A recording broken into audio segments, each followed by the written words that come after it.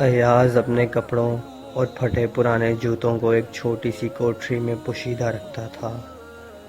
روزانہ ایک وقت مقررہ پر دوسروں کی نظروں سے بچتا بچاتا اس کوٹری میں جاتا اور بوسیدہ پوستین اور پرانے جوتوں کو دیکھ کر کہتا، اے ایاز، اپنی حقیقت پہچان۔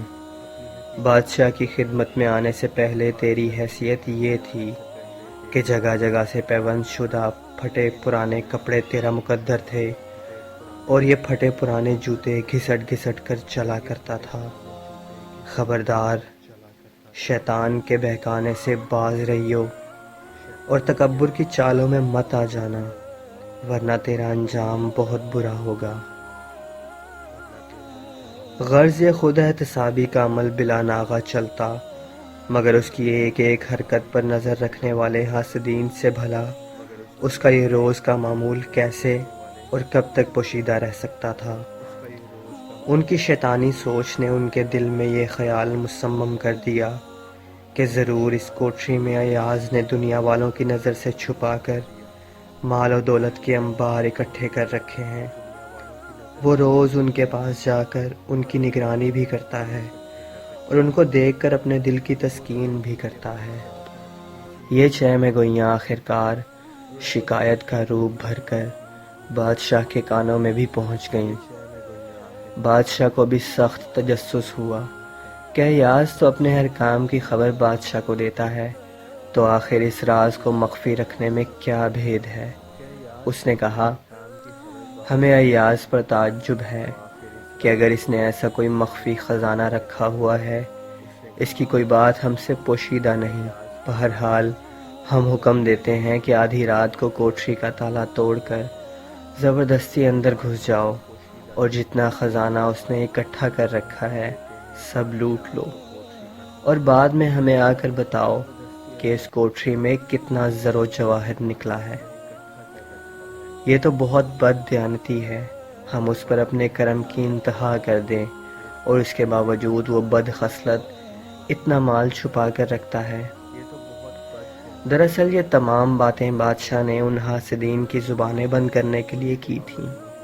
وہ چاہتا تھا کہ یہ لوگ اپنے ہاتھوں خود ذلیل و خوار ہوں، کیونکہ بادشاہ کو ایاز کی دیانتداری اور دینداری پر پورا یقین تھا۔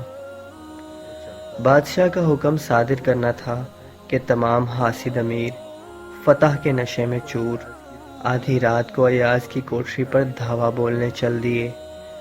جاتے ہی تالا توڑا اور یوں اندر گھسے جیسے دہی کی لسی سے بھرے ہوئے گہرے برتن میں مچھر تابڑ توڑ گھس جاتے ہیں۔ ان مچھروں کو لسی کی لگن تو اس برتن کی طرف لے جاتی ہے، لیکن نہ تو وہ لسی میں ڈوب کر چھاچھ پی سکتے ہیں اور نہ واپس نکلنے کا یارہ رکھتے ہیں، لہٰذا اسی میں پڑے پڑے سڑ جاتے ہیں۔ یہی انجام ان بد خصلت اور بدگمان لوگوں کا ہوا۔ انہوں نے اپنے تئیں کوٹری کا کونا کونا چھان مارا، لیکن سوائے بوسیدہ کپڑوں اور پرانے جوتوں کے کچھ حاصل نہ ہوا۔ آپس میں مشورہ کرنے لگے کہ لگتا ہے ایاز نے اپنی چالاکی سے خزانہ زمین کے اندر یا دیواروں میں پوشیدہ کر دیا ہے۔ بس اس خیال کا آنا تھا کہ آن کی آن انہوں نے اس کوٹری کے در و دیوار کھود دیے، لیکن ان کے ہاتھ سوائے ان اندھے گھڑوں کے کچھ نہ آیا جو انہوں نے اپنے ہاتھوں سے کھودے تھے۔ اس بے سر و پا کارروائی کے بعد اب انہیں یہ فکر لاحق ہوئی کہ بادشاہ کو کیا منہ دکھائیں گے، وہ تو بہتان ترازی کی پاداش میں ہمیں مروا دے گا۔ آخرکار اپنی جاں بخشی سے مایوس ہو کر اپنے سروں اور سینوں کو عورتوں کے سے انداز میں پیٹتے اور روتے چہروں پر ان گڑھوں سے نکلے گرد و غبار ملتے ہوئے بادشاہ کی خدمت میں حاضر ہوئے۔ بادشاہ تو انتظار میں تھا۔ ان کو اس حالت میں دیکھ کر حقیقت حال کا بخوبی اندازہ لگانے کے باوجود بات کا مزہ لینے کے لیے بولا کہ ارے بھائی، وہ مال کہاں ہے؟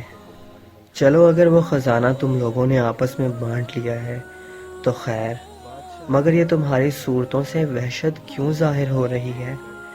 کیا ماجرا ہوا ہے، ذرا بتاؤ تو۔ بادشاہ کے ان طنزیہ جملوں کی کاٹ نے ان حاسدین کے رہے سہے ہوش بھی گنوا دیے۔ وہ سب بادشاہ کے قدموں میں گر پڑے۔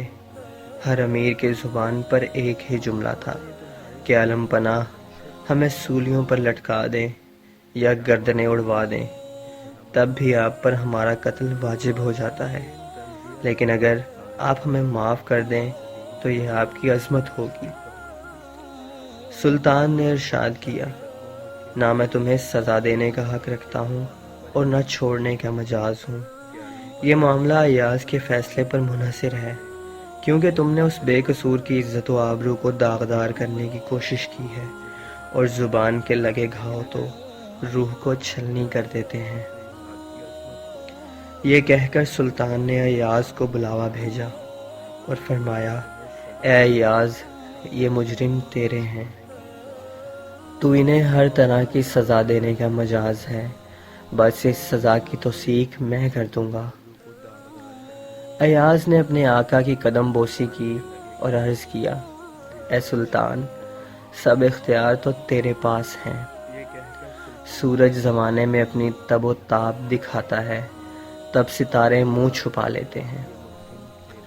سلطان نے یہ بات سن کر کہا کہ اے ایاز، ہمیں خبر ملی ہے کہ تو اپنی کوٹری میں بسیدہ کپڑوں اور پرانے گھسے پٹے جوتے بڑی حفاظت اور تکریم سے رکھے ہوئے ہیں، اور تو بلا ناغہ ان چیزوں کا دیدار کرنے اپنی کوٹری میں جاتا ہے۔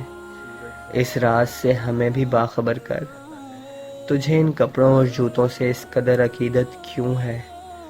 اگر یہ صحیح ہے تو کیا یہ شرک کے دائرہ کار میں نہیں آتا؟ یہ بتا کہ کیا وہ کپڑے حضرت یوسف علیہ السلام کا پیرہن ہے، اور وہ جوتے کس متبرک ہستی کے ہیں جنہیں تو عقیدت سے سینے سے لگاتا ہے اور چومتا ہے؟ ایاز نے آپ دیدہ ہو کر کہا، اے آقا، کشمکش میں ہوں کہ کیا کہوں اور کیا نہ کہوں۔ اتنا جانتا ہوں کہ میرے پاس جو کچھ ہے تیری عنایت، تیری عطا ہے، ورنہ میری اوقات تو وہی سڑی ہوئی پوستین اور پھٹے ہوئے جوتے ہیں۔ میں ان کی حفاظت نہیں کرتا، بلکہ اپنی اصل حقیقت کو سامنے رکھتا ہوں اور اس کی نگرانی کرتا ہوں۔